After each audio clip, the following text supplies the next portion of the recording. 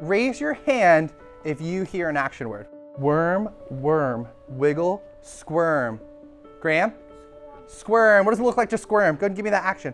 I think it's the connections with people that mean the most. I enjoy spending time with people, around people. Obviously, I got into the career of teaching. It's something that has just come natural to me. If you look very closely, the slime helps keep earthworms cool and wet.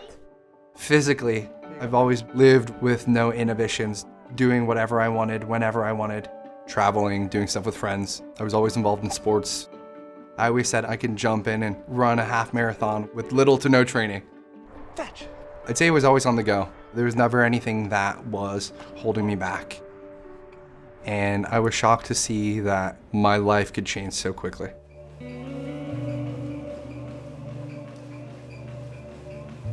So I was on a trip with some of my friends down to DC.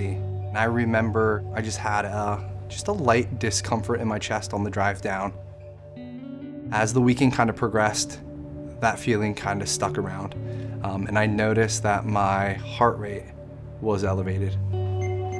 And I just decided, you know what, I think I'm just gonna get it checked out. I walked to the closest emergency room. As soon as they hooked me up to monitors, a lot of alarms went off. I had nurses, doctors, rushing into the room. I think that was kind of the first time I realized how serious things were. At that point, I was noticing that I wasn't able to do the things I used to be able to do. Walking soon became difficult. It really hit me one day.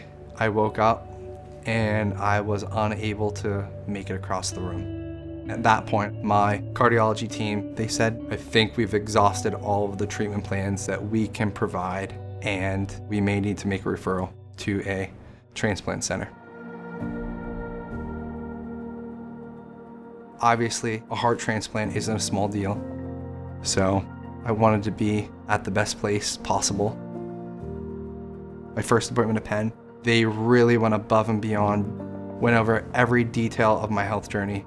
I just felt so confident in the care that I was gonna receive. I think that was really the defining moment of, yeah, this is where I do need to be.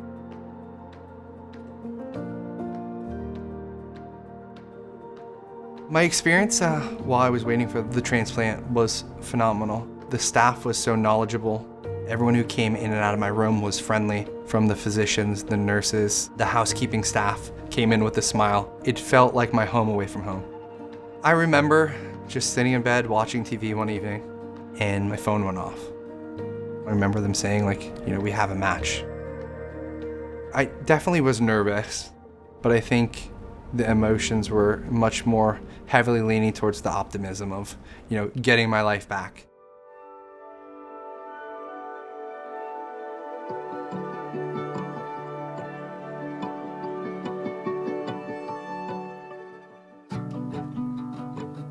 When I got home, I remember the first thing I wanted to do was go for a walk outside. It was winter, it was cold, so I bundled up and walked outside with my dad, and I just remember walking to the end of the block and back and thinking how great it felt, to be outside again, and being able to go more than a few steps. Service.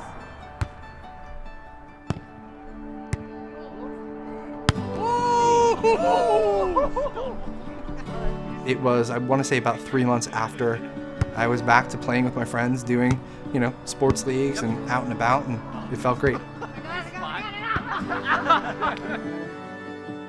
I'm very grateful to be able to receive a heart. The second chance wasn't just mine. It's also for, all the people in my life. It was a humbling experience to receive all of the help that I did get, from coworkers to friends to family. I'm showing up for me, but I'm also showing up for them.